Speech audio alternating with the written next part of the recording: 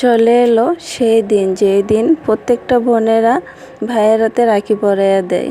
তো রাখি পূর্ণিমার দিন দেখো আমি কিন্তু রাখি নিতে আয়া পড়লাম। তো দিনটি কিন্তু খুব স্মরণীয়ভাবে কিন্তু প্রত্যেকটা বোন খুব যত্ন সহকারে প্রত্যেকটা ভাইয়ের হাতে রাখি পরাইয়া দেয়। তো আমিও কিন্তু সেই রকম একজন যে রাখি পরাইয়া দেই, আবার দিন গণা শুরু করে দিই আবার কবে রাখিটা দমো, কবে আবার রাখিটা আইব। তো দিনটি আসছিল 9 আগস্ট শনিবার দিন। আমি কিন্তু ভাইয়েরা নিমন্ত্রণ করলাম, আমার সাধ্য মতো যতটুকু পারলাম ততটুকু করলাম ভাইয়েরার লেগা, যে রাখি পূর্ণিমার দিনই ভাইয়েরারে রাখি পরাইয়া দেওয়ার লেগা। তো শনিবার আসছিল দিনটি, রাখি পূর্ণির দিন। তো পূর্ণির মধ্যে রাখিটা পরাইলে নাকি ভালো, ভাইয়েরার মঙ্গল হয়। তো আমার ভাইয়ের যেহেতু তেমন একটা শরীরটা ভালো থাকে না, ওই যে বড় ভাইয়ের, তো তার লেগা এবার ভাবলাম যে রাখি পূর্ণির দিনই না হয় আমার ভাইয়ের হাতে রাখিটা পরামো, শুভ সময় শুভ ক্ষণ দীক্ষা সেরা। তো এদিকে দেখো আমার রান্নাবান্না কিন্তু কমপ্লিট। ভাইয়েরার লেগা যতটুকু পারলাম ততটুকু করলাম। তো তোমরা সবাই জানো যারা আমার ব্লগ দেখো, আমার বাজার হাট করার তেমন একটা লুক নেই, শুধু তরর পাপা ছাড়া। তো তরর পাপা তো কাজে গেল গা, তার লেগে কিন্তু মানে যতটুকু পাচ্ছে ততটুকু আমার বাজারটা কইরা দিছে। সকাল সকাল তো কাজে যাইগা, তো যতটুকু পারলো কইরা দিল। আর এদিকে কিন্তু আমি ভাইয়েরার লেগা ওই যে মিষ্টি আনতে পারছি না, শুধু দোকানে যাওয়ার লেগা। তো আমরা সোমরেটার মধ্যে তেমন একটা মিষ্টির দোকান নাই, তো তার লেগে কিন্তু মাথার মধ্যে বুদ্ধি খাটাইয়া ভাইয়েরার লেগে দেখো আমি কিন্তু পায়েস করে নিছি। তো পায়েসই খাওয়াই দিতেছে রাখিটা পরে। আর সবার আগে জানো তো আমার বড় ভাই কিন্তু রাখিটা নেওয়ার লেগে আইছে। সবার আগে বাড়ির বড় ছেলে, কিন্তু বড় ছেলে বড় সবার বড় ভাই আমার এই ভাই। তো আমার ভাইয়ের কিন্তু সবার আগে রাখিটা পরার লেগে আইছে, ভাইয়েরই রাখিটা পরাইয়া ভাত দিলাম খাইলো। আর এদিকে আমার কাকা তো ভাইয়েরা আইছে। আগে ছোটোবেলা একটা সময় আসছিল যে রাখি বন্ধন বা রাখি পূর্ণিমা জিনিসটা আমি কিন্তু তেমন একটা বুঝতাম না, জানো তো। আগে ভাবতাম যে রাখি মানে এমনিতেই বোনেরা রাখি পরিয়ে দেয়। আমি তো এরকমও করতাম, কাকার হাতেও রাখি পরিয়ে দিতাম। তো তখন ছোটোবেলা সবাই ওই যে 5 টাকা 10 টাকা 20 টাকা দিত না, অনেকটা খুশি হইতাম। ভাবতাম হয়তো টাকার লেগেই হয়তো রাখিটা দেওয়াই, কিন্তু যত দিন যায় তত তো বুঝ হয়।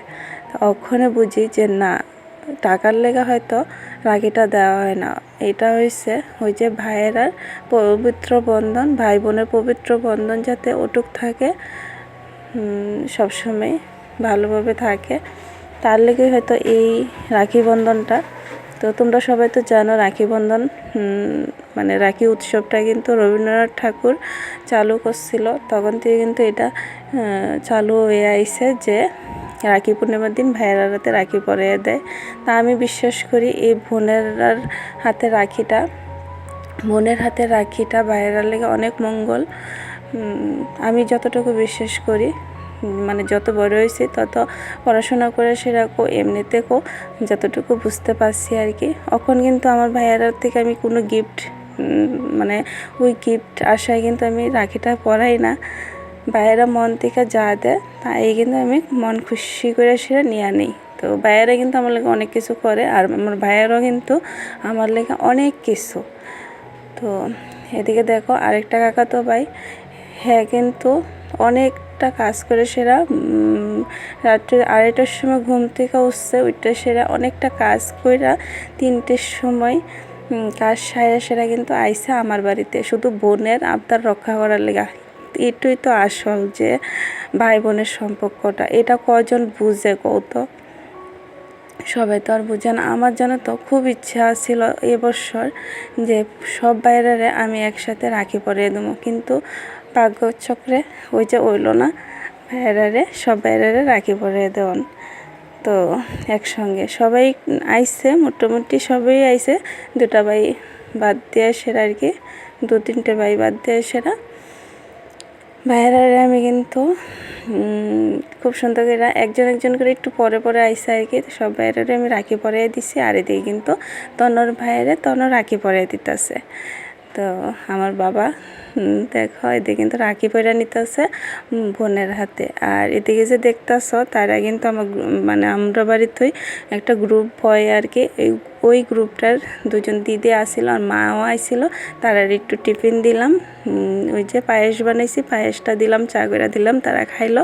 সন্ধ্যার সময় আবার দিদির হলো বার্থডে নাকি, সন্ধ্যার সময় শুনলাম। তো সবাই নিয়ে আনন্দ করতে ভালোবাসি, আনন্দ করি, তার লেগে হয়তো দেখো দিদির কিন্তু ওই যে পায়েস করছিলাম এটা দিয়ে সেটাই বার্থডে সেলিব্রেশন করতেছি সবাই মিলে হাসি মজাক নিয়ে, সেরা হাসি ঠাট্টা নিয়ে।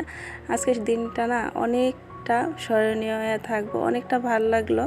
তো আমার ছোটো ভাইয়েরে কিন্তু জানো তো, এর মাঝে আরেকটা কথা কই, আমার ছোটো ভাইয়েরে তোমরা হয়তো দেখছো না, ভাই ওই যে রাখি পরার লেগে আইছিল না আমরা বাড়িতে, আমি কিন্তু গিয়ে সেরা তোমরা হয়তো দেখছো প্রথমে, আমি কিন্তু গিয়ে সেরা ঘুমের মধ্যে রাখিটা পরিয়ে দিয়েছি ভাইয়ের হাতে। কারণ হলো ভাই একটু কোনো একটা কারণে ভাই আইসে না, কইছিল যে পরদিন আমার হাতে রাখিটা নিব। তো সবাই আমি দিলাম, যে আমার ভাইয়েরা আমি রাখি দিতাম না কোনো একটা সমস্যার কারণে, না তো হইতেই পারে না। তো আমি যে কারণে আমি রাখিটা রাখছি পূর্ণির মধ্যে, তো এই পূর্ণির মধ্যে কিন্তু আমি ভাইয়েরে রাখিটা দিয়ে আইছি জানো তো, পরদিন আর আশা করছি না। তো এই তো ভাই বোনের সম্পর্ক।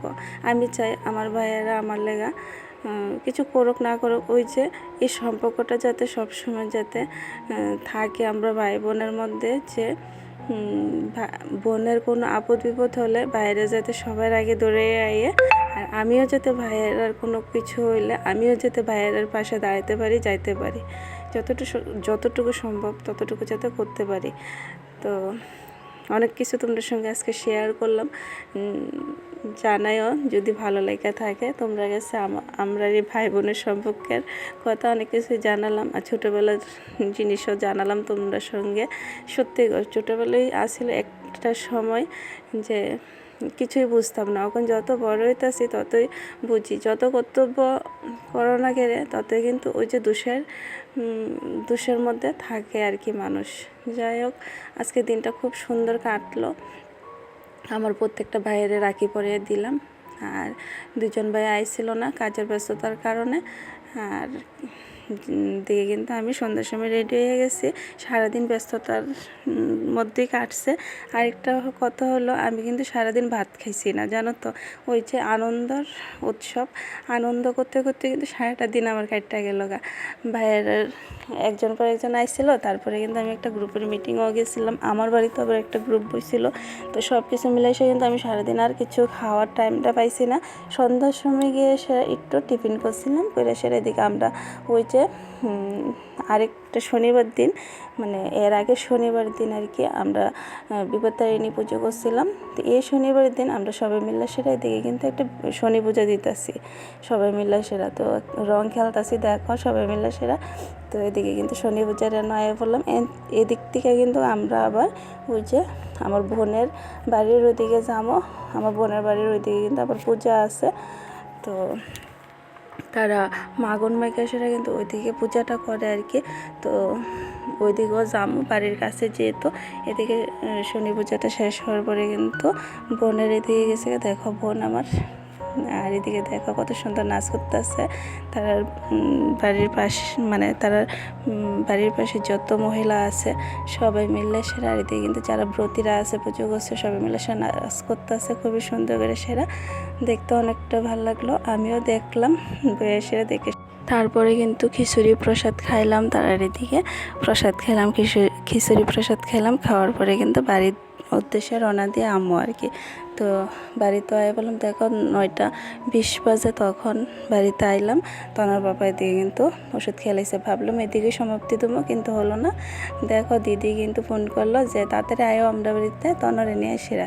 তো পাশের বাড়ি দিদি ওই গেলাম, যাওয়ার পরে দেখলাম যে ওই যে দিদির বার্থডে করলো, সবাই মিলে আবার বার্থডে সেলিব্রেশন করলাম, খুবই হাসি ঠাট্টা মজা করে সেরা এই যে দিদির ছেলে কিন্তু লুকিয়ে সেরা বার্থডে কেকটা আইনা রাখছিল আর কি। তো দিদি আমার সঙ্গে পূজা থেকে আওয়ার পরে কিন্তু বার্থডে কেকটা সামনে সাজিয়েটা যে দিল।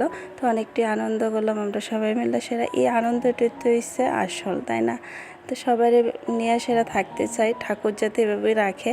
আর ঠাকুরের কাছে সবসময় এটুকুই প্রার্থনা করি আমি যাতে সব ভাইয়েরা নিয়ে সেরা আত্মীয় স্বজন আশেপাশের মানুষ সবাই নিয়ে সেরা যাতে আমি হাসি খুশি সুন্দরভাবে সংসার করতে পারি, ওইটুকুই চাই ঠাকুরের কাছে প্রতিদিন, এটুকুই আশীর্বাদ চাই আর কি। তো কীরকম হয়েছে ব্লগটা অবশ্যই জানাইও।